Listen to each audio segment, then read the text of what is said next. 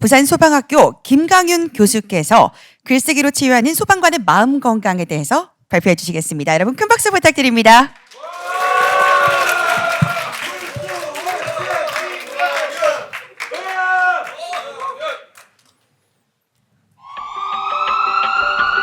죽음을 생각하면요 되게 가까이 있다고 저는 생각해요.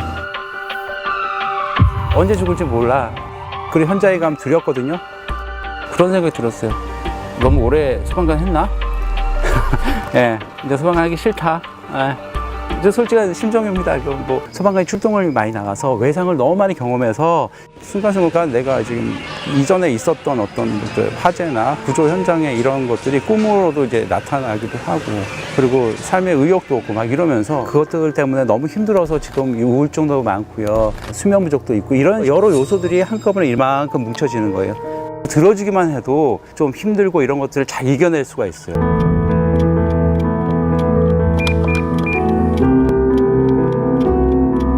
순직보다 더 많아요. 아시잖아요. 그 통계상으로 많은데 드러나지 않은 것도 솔직히 좀 많다고 저는 봐요. 혼자가 아니잖아요. 우리는 동료고 같이고. 그렇게 하고 싶은 게 제 마음에 있고 그렇게 해야 된다고 저는 생각해요. 같이 고민하고 같이 하자, 이렇게 하고 싶은 거예요.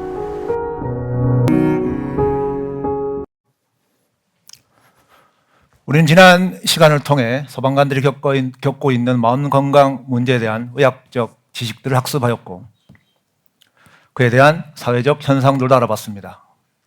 앞서 보신 영상과 같이 우리의 마음 건강은 꽤나 심각한 수준으로 보입니다. 그래서 이번 시간에는 우리 스스로 우리 마음을 달랠 수 있는 방법이 무엇이 있는지 알아볼까 합니다. 글쓰기로 치유하는 소방관의 마음 건강 두 번째 이야기 지금 시작하겠습니다. 반갑습니다. 지난 시간에 이어 여러분들과 함께할 부산소방학교 구조교수 김강윤입니다. 오늘도 119 구조대원으로서 그리고 5권의 책을 출간한 작가로서 저의 기억과 경험이 여러분들께 잘 전달될 수 있도록 최선을 다하겠습니다. 오늘 학습할 내용과 순서 말씀드리겠습니다. 먼저 우리 건강이 지금 어떤지 구체적인 사례와 통계를 통해서 확인해 보도록 하고, 왜 그 중에서 가장 좋은 치유 방법이 글쓰기인지 알아보도록 하겠습니다. 학습평가를 통해서 직접 글 쓰는 시간을 가져본 후에 마지막으로 학습 정리하고 다음 시간 안내해 드린 후에 오늘 강의를 마치겠습니다. 오늘의 학습 목표입니다. 여러분들은 오늘 강의를 들으신다면 소방관들의 마음 건강 문제를 정확히 인식하실 수 있을 것이고, 그러나 문제를 글쓰기로써 치유할 수 있다는 가능성을 확인하게 될 것입니다. 여러분들은 우리의 마음 건강이 지금 어떤지 혹시 생각해 본 적이 있으십니까? 2023년 소방청과 분당 서울대병원이 함께한 설문조사에 따르면 응답자의 절반 이상이 문제성 음주나 수면장애를 겪고 있다고 합니다. 뿐만 아니라 우울증이나 PTSD 같은 의학적 질환을 겪고 있는 동료들도 상당수 있었습니다. 더 심각한 것은 따로 있습니다. 바로 자살에 관한 문제입니다. 4,500명에 달하는 응답자가 한 번쯤 자살을 생각했고, 2,600여 명의 응답자는 지금 당장 극단적 선택을 해도 이상하지 않을 만큼의 매우 심각한 상황이라고 합니다. 결국 우리는 지난 10년 동안 126명의 동료가 스스로 목숨을 끊는 것을 지켜봐야만 했습니다. 국민의 생명을 지켜야 할 소방관이 스스로 자기의 삶을 놓아버리는 이 비극적 현실이 매년 반복되고 있는 것입니다. 이런 현상이 비단 소방관만의 문제는 아닌 것 같습니다. 올해 국정감사 자료에 따르면 작년 한 해에만 무려 14만여 명의 공무원이 마음의 병을 치유하기 위해서 병원을 찾았다고 합니다. 더 슬픈 것은 스스로 자살을 선택하는 공무원도 점점 늘고 있다는 것이지요. OECD 국가 중에 자살률이 가장 높은 대한민국의 현실을 비춰보자면 이런 통계가 새삼스럽지도 않습니다. 정부는 이런 현상에 발빠르게 대처하고 있는 것 같습니다. 대한민국 정부는 120대 국정과제 중에 하나로 예방적 건강관리 차원에서 전국민 마음건강 치유를 위한 다양한 투자를 확대하고 있습니다. 국민의 정신건강 문제가 개인적 차원이 아니라 국가가 대처해야 할 과제로 여기는 것은 매우 다행스러운 일이라고 생각됩니다. 다만 저는 이런 문제를 치유하는 데 있어서 외부적 접근이 아니라 우리 스스로 문제를 어떻게 해결할 수 있을까를 고민해봤고 지금부터 그에 대한 방법을 설명드리고자 합니다. 여러분 혹시 이야기하는 거 좋아하십니까? 이야기는요, 자신의 생각이나 느낌 또는 바라는 바를 상대방에게 전달할 수 있는 가장 좋은 방법이죠. 이야기는 공감 또는 소통이라는 형식으로 발전해 나가면서 상호간의 존중과 신뢰를 통해서 내면의 욕구를 해소하게 합니다. 저도 어쩌면 지금 여러분들께 강의가 아니라 이야기하고 있는 것일지도 모르겠네요. 미국의 유명한 여성 철학자 한나 아렌트가 이렇게 말했답니다. 모든 슬픔을 말로 옮겨 이야기로 만들거나 그에 관해 이야기를 한다면 무엇이든 치료할 수 있다. 심층 심리학적으로 이것을 우리는 이야기 치료라고 합니다. 이야기 치료는 1980년대 초반 호주에서 시작되었다고 합니다. 지금은 가장 보편적으로 그리고 가장 쉽게 치유될 수 있는 심리 치료 방법입니다. 이야기 치료에 있어서 중요한 것은 상담자가 내담자를 판단하거나 처방하는 것이 아니라 내담자 스스로 자신의 처지를 인식하고 느끼고 확인하면서 끊임없이 대화를 하게 만든다는 것이죠. 따라서 이야기 치료는 우리 스스로 할 수 있는 가장 쉬운 자가 심리 치유 방법입니다. 자, 한번 묻겠습니다. 여러분들은 이야기를 잘 하십니까? 자기 이야기 잘 하세요? 잘 안 하시잖아요. 봐요. 네라는 말조차도 잘 안 꺼내시는가 봐요. 그런데 말입니다. 화면 한번 봐주십시오.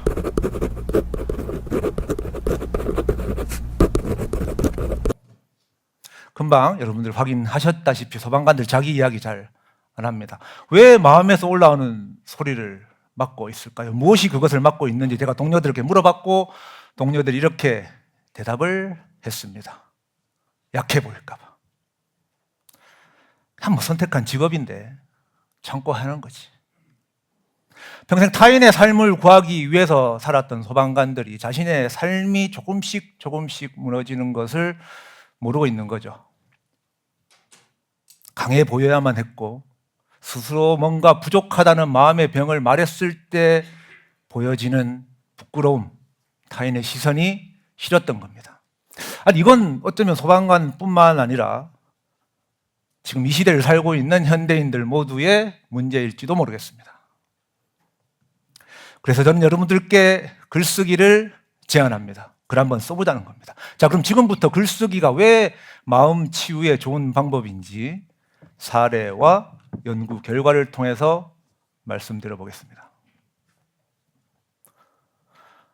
안네 프랑크입니다. 2차 세계대전 당시 독일군의 유태인 학살을 피해 네덜란드 암스테르담의 작은 다락방 창고에 숨어서 매일매일 일기를 썼던 안네 프랑크.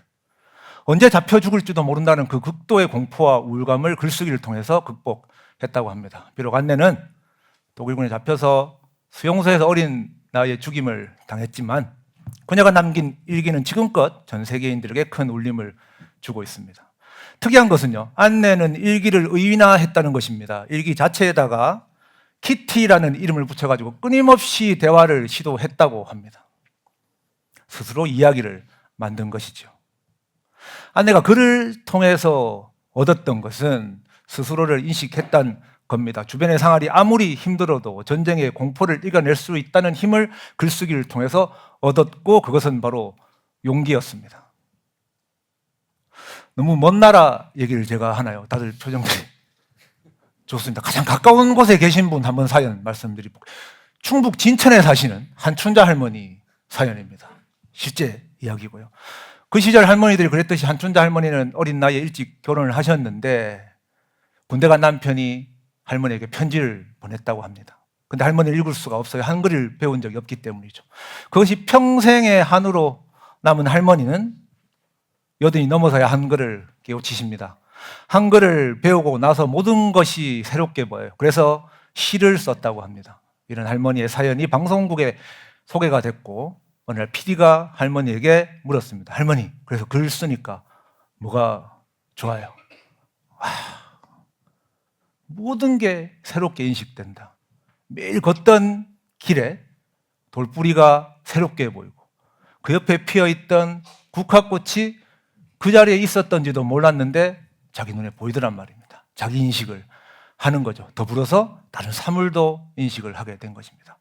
평생을 까막눈으로 살았다는 그 부끄러움이 글을 쓰면서 외면으로 표출되는 용기도 함께 얻었고요. 자, 이런 사례들을 뒷받침하는 연구 결과를 하나 소개하겠습니다.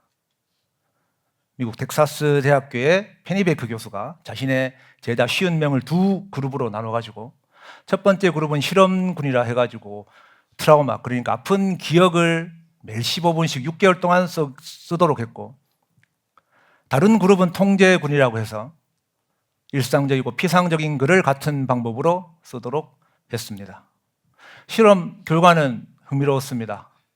트라우마를 적었던 실험군은 스트레스 지수가 낮아졌고 그렇지 않은 통제군은 스트레스 지수가 높아진 것입니다. 이렇게 보면 페니베이커 교수의 실험 결과가 앞서 안내나 한춘자 할머니의 글쓰기와 같은 비슷한 결과를 내지 않았을까 생각됩니다. 속상하고 아픈 이야기 담아두지 말고 주변이 아무리 어땠든 내 이야기 내가 썼을 때 자기를 바라볼 수 있고 그거를 인식했을 때 스트레스, 즉 마음은 치유될 수 있다. 이러한 글쓰기의 효과는 다양한 방법으로 연구되고 있고 그런 연구를 가장 다채롭게 했던 캐나다 토론토 대학교의 조던 피터슨 교수의 영상을 본 후 강의 이어가도록 하겠습니다. So that was interesting. But then the other thing we found, two things, was that writing seemed to help people. And writing about past difficult experiences, traumas, to use a word that's been beat to death, past traumatic experience, writing diligently about past, or even badly for that matter, merely writing about past traumatic experiences seemed to be a little distressing in the short run, 2 weeks or so, but beneficial physically and psychologically 3 to 6 months down the road. And there was 30 research articles indicating How that. did you measure that? The physical improvements were measured by number of times people went to visit the physician, and then the psychological measures were various measures of mental health, mostly susceptibility to depression and anxiety. 피터슨 교수는요, 글쓰기가 내면의 치유뿐만 아니라 육체적 건강도 찾을 수 있다고 이야기합니다. 자, 이쯤 되면 이 몸에 좋은 글쓰기를 한번 해봐야 되지 않겠습니까? 제가 강의 전에 수첩, 노트 다 나눠드렸습니다. 이번 강의를 위해서 특별히 제작된 노트입니다. 마음껏 활용하시고 가지고 가셔도 좋습니다. 자, 학습 평가를 통해서 지금 한번 우리 글을 써볼게요. 표정들이 다들 네, 써보셔야죠. 네, 무조건 써보셔야. 제가 강단으로 모시는 것도 아니고 일어서게 하지도 않을게요. 그 자리에 앉으셔서 손가락 근육만 움직여 보시겠습니다. 자, 오늘 쓸 거는 딱 한 문장, 길게도 제가 안 할게요. 딱 한 문장만 쓰겠습니다. 자기 자신을 표현해 봅니다. 여전히 표정들이 애매합니다. 자, 예문 한번 보여드리겠습니다. 나는 아빠다, 엄마다. 이거 어떻게 못 쓰겠어요? 이렇게 표현해 보는 겁니다. 형용사 하나 집어넣으니까 참 문장 예뻐지죠. 나는 행복한 남자다. 나는 행복한 엄마다. 솔직하게 쓰는 게 더 좋은 문장일 수도 있습니다. 좋은 얘기만 안 하셔도 돼요. 나는 매우 까칠한 인간이다. 뭐 어때요? 나만 보면 되는데. 자, 제가 지금부터 1분의 시간을 드리겠습니다. 써보겠습니다. 시작해 주십시오.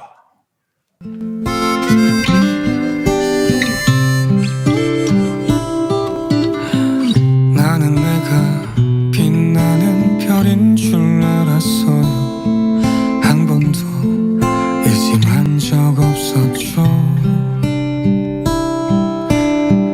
몰랐어요. 난 내가 벌레라는 것을.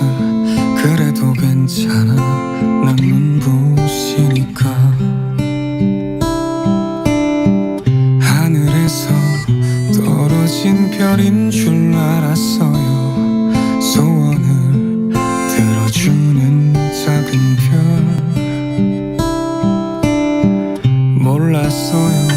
난 내가 개똥벌레라는 것을 그래도 괜찮아 난 빛날 테니까. 자, 다들 한 문장 완성하셨습니까? 예, 좋습니다. 그러면 두 분만 제가 발표를 한번 시켜볼게요. 쓴 문장을 직접 목소리로 표현해 보도록 하겠습니다. 나 내 이야기 한번 할 수 있겠다. 손 한번 들어볼게요. 손 없습니까? 손 한번 들어주십시오. 예, 자신 있게 여기 우리 젊은 소방관 자기 이야기를 한번 해주십시오. 예, 나는 인생을 즐기는 남자다. 인생을 즐기는 남자다. 왜 그렇게 썼는지 여쭤봐도 되겠습니까? 한 번뿐인 인생 좀 멋지게 살다가 가는 사람으로 남고 싶어서. 예. 부럽습니다. 예, 자기 인식이 괜찮은 것 같습니다. 박수 한번 주십시오. 네.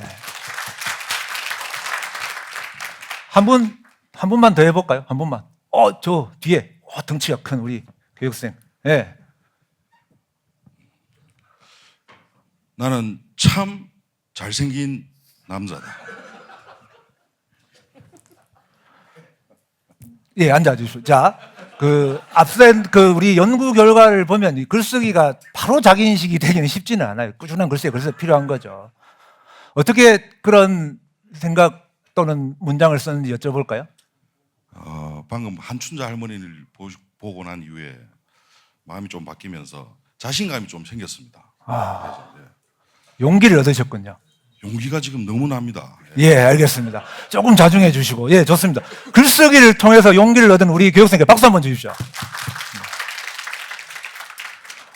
자, 여러분들 한 문장으로 자기 표현했듯이 저도 딱 한 문장으로 이번 시간 정리 한번 해보겠습니다. 여러분 큰 소리로 한번 따라해 주십시오. 글쓰기는 나에게 하는 이야기다. 한 번만 더 해볼게요. 글쓰기는 나에게 하는 이야기다. 그렇습니다. 여러분 이야기를 하셔야 됩니다. 제가 이야기 치료 효과를 말씀드렸고요. 남한테 말하기가 좀 그래요. 예, 그러면 적어내십시오. 그리고 그걸 들여다보시면서 여러분들 마음 편안해지시기를 제가 바라보겠습니다. 다음 시간 안내 드리겠습니다. 다음 시간에 우리 요원 한번 써볼게요. 낭독도 한번 해볼 건데요. 갑자기 무섭게 왜 요원을 써? 여러분 요원은요 죽어서 쓰는 글이 아니고 살아있을 때 쓰는 글이에요. 그리고 가장 가까운 사람에게 남기는 글입니다. 그러니까 솔직해질 수밖에 없겠죠. 그리고 자기 목소리로 직접 낭독을 한번 해보겠습니다. 여전히 막연하다는 표정. 예. 그래서 다른 교육생께서 쓴 요원장 하나 제가 갖고 와봤어요. 제가 낭독 한번 해드리겠습니다.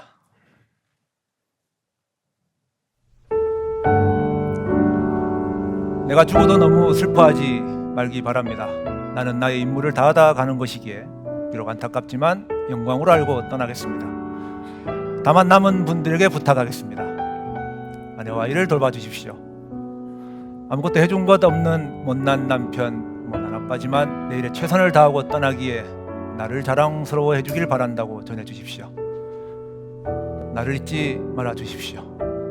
먼저 떠난 동료들을 하늘에서 다시 만나 그들에게 이렇게 말할 것입니다. 세상은 우리를 기억하고 있다. 훗날 내 흔적이 사라지고 기억 속의 이름은 바래지겠지만 누군가를 위해 목숨 바쳐 일했다는 것을 기억해 주기 바랍니다.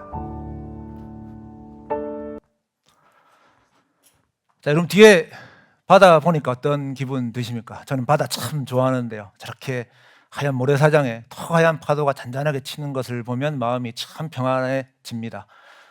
그런데 바다가 언제나 저렇게 평화롭지만은 않습니다. 때론 거칠게 파도를 몰고 오고 비바람을 치면서 우리를 무섭게 몰아치기도 하거든요. 우리 사는 게 그런 것 같습니다. 때론 즐겁고 기쁘지만 때론 슬프고 무섭습니다. 여러분들이 이렇게 때때로 변하는 인생을 글로 남겨보시기 바랍니다.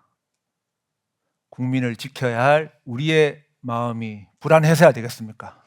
우리의 마음이 안전하기를 바라면서 이번 시간은 여기까지 하겠습니다. 다음 시간 글 쓸 각오하시고 오셔야 됩니다. 지금까지 글 쓰는 소방관 김광현이었습니다. 안전! 네. 마음을 울리는 첫 번째 발표 마무리해 주셨습니다. 발표자분께서는 질의응답을 위해 무대 중앙으로 위치해 주시고요. 지금부터 5분 내외로 심사위원분들의 질의응답이 이어지겠습니다. 마이크가 안 되는. 그대로 말씀하시면 네. 됩니다. 지금 그 강의 잘 들었고요. 간단하게 이제 질문을 한 2가지 정도 드리고 싶은데요. 첫 번째는 이제 뭐 오늘 이제 시범 강의시니까 25분짜리로 짧게 준비를 하신 것 같은데, 이제 우리가 PTSD 그거를 하기 위한 어떤 방편으로 요 이제 글쓰기를 하시는 것 같아요. 사실 다른 어떤 뭐 명상이라든지 뭐 다른 방법도 많이 있을 것 같은데, 이거를 선택하신 그 글쓰기를 선택하신 이유가 뭔지가 좀 사실 좀 궁금하고, 그 다음에 이제 또 하나의 질문은 실제 이제 제가 보니까 시간이 한 3시간 정도로 강의를 하시는 것 같은데, 근데 이제 글쓰기라는 게 이제 사실 이제 개인이 글을 쓰는데 시간이 좀 꽤 많이 걸리기도 하거든요. 근데 그런 부분들을 실제 강의하실 때는 어떻게 좀 운영하시는지 그게 좀 궁금합니다.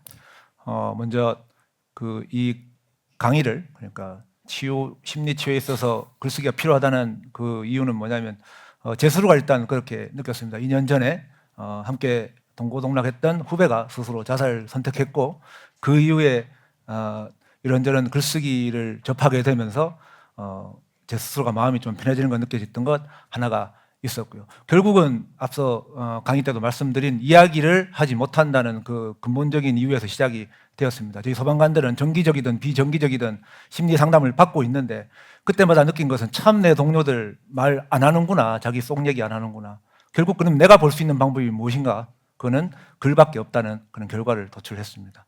그런 다음 이 강의를 어떻게 직접 쓰게 만드냐에 대한 고민도 많이 해봤습니다. 그래서 예문을 주로 제시를 했고, 필사라 그러죠. 따라 쓰기만 해도 저는 낫다고 봅니다. 결국은 그분들이 3시간의 글을 만들어내는 것이 아니라 돌아가셔서 단 한 문장, 아니 단 한 단어라도 만들어낸다면 그건 이 강의의 효과가 충분히 있다. 저는 그렇게 생각합니다.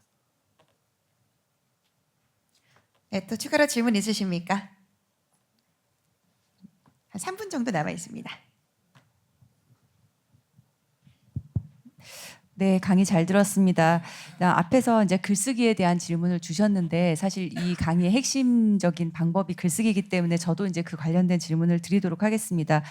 사실 굉장히 또 다른 교수학습 방법보다는 정적인 방법이라서 그 교수자께서 이 방법을 선택하실 때 조금 우려하시는 부분도 있으셨을 것 같아요. 그래서 어떤 부분들 우려하셨고, 그거를 이렇게 해결하기 위해서 어떤 그 전략을 짜셨는지, 그리고 실제로 글쓰기 방법으로 진행을 해보니까 이런 효과가 보이더라라는 것들을 뭐 한두 가지 사례만 좀 부탁을 드리겠습니다. 저도 16년간 현장에서만 일을 했습니다. 당연히 몸을 쓰는 게 더 편하고, 제가 만약에 뭐 이런 대회를 준비하면서 주제를 선정했다면, 그런 분야를 했다면 저는 더 할 말이 많았을 텐데요. 말씀대로 이 글쓰기라는 분야가 참 아이러니하게도 대한민국은 전 세계에서 문맹률이 가장 낮은 국가입니다. 누구나 글을 쓸 수 있고 누구나 글을 읽을 수 있는데, 반대적으로 참 글을 읽지 않고 쓰지 않는 국가이기도 하거든요. 근데 공무원들은 하루에도 작게는 뭐 10개, 많게는 20개, 30개 가까이 공문서를 작성해놓고 늘 글을 쓰고 있다는 거죠. 그러니까 글의 방향이 다르지 않았나라는 저는 생각이 듭니다. 그래서 조금은 좀 추상적인 말일 수는 있겠지만, 그분들이 갖고 있는, 그러니까 내 동료들, 소방관들, 더 나가서 수많은 공무원들의 내면에 갖고 있는 이야기를 하지 않는, 기계적으로 살고 있는 이 현실이 조금 안타까운 게 있어서 이제 강의를 준비했고, 어떤 사례가 있었냐고 말씀드리면, 제가 부산 소방 전체 지금 독서 모임을 진행하고 있습니다. 독서 모임을 시작한 지 얼마 되지 않는데, 그분들이 나와서 하는 것은 책에 대한 어떤 뭐 이야기가 아니라 자기 이야기를 굉장히 많이 하고 있다.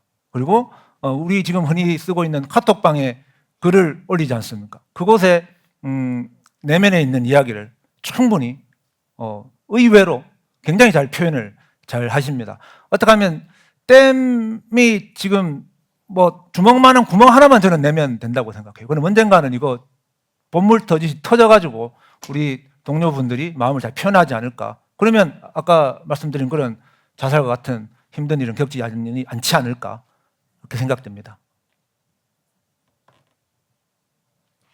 네, 질의응답 종료하겠습니다.